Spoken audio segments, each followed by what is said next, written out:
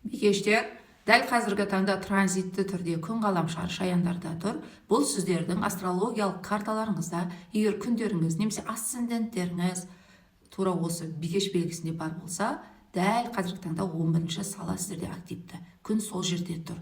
Достармен кездесу, таныстар, бұрынғы сыныптастар, группаластар, дастархан басында кездесулер, немесе бір іскерлік кездесулер, әдемі бір-біріңізге бір поддержка, сөз жәрдем, бір комплименттер айту кезеңдеріңіз болып табылады.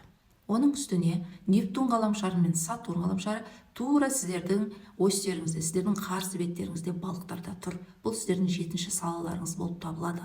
Астрологиялық тілмен айтқанда, сіздердің жұмыс берушілеріңіз, сіздердің жарларыңыз, сіздердің 2-ші беттеріңіз деп айтсам да болады. Дүниеміздің қарым-қатынас құратын сіздің бір қасиеттеріңізге де қатысты болады.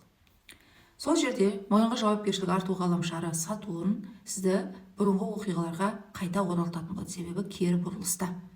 Нептун ғаламшары бұл сананың өте ең биік октавасы, сананың тұмандануына да жауап береді. Үлкен армандарыңызға қайта оралатын боласыз. Немесе мемлекетте беретін берешектеріңіз болса, қарыздарыңыз болса, бір адамдардың алдына берген уәделеріңіз бар болса, соған ораласыздар. Немесе қастарыңыздағы адамдар бір үлкен қиыншылықтардан өтіп жатыр. Бір енді жұмысқа тұрып, сол жерде бір жауапкершіліктерден өтіп жатыр. Бір тесттерден өтіп жатыр. Бір сертификаттардан өтіп жатыр. Сол жерлерде сіздер көмек боласыздар. Оның үстіне бұрынғы адамдарыңыз өмірлеріңізге қайта келуі мүмкін, немесе ажырасып кеткен болсаңыздар, қайта қарап, қайта некеге отыруларыңыз мүмкін, қайта үйленулеріңіз мүмкін, асығыс шешім қабылдап қойып, енді бармақтарыңызды тістеп, қайтадан соны қарау сәттеріңіз де болуы мүмкін, немесе бұрынғы жауып қойған кәсіптеріңізді қайта ашуларыңыз мүмкін, қайта мамандықтарыңызға оралуларыңыз мүмкін. Октябрь айына дейін жалғасады бұл қайта қарау кезеңі.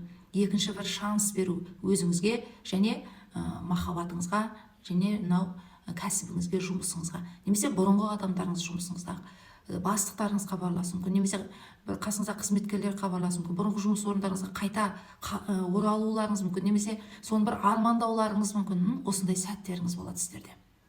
Оның үстіне айдың толуы 22-ші шілдеде тура жер белгісінде, тау ешкі белгісінде болады. Бұл сіздерге тік бұрышты үшбұрыш құрады. Өте маңызды бір стресске түсіп, бар күшіңізді жинап, материалды бір ресурс үшін, ақша үшін, немесе бір табыс үшін, бір абырой үшін барыңызды салатын боласыз, және сол жерде үлкен нәтижеге жетесіз. Әрқайсыңыздың көкейтесті сұрағыңызға байланысты.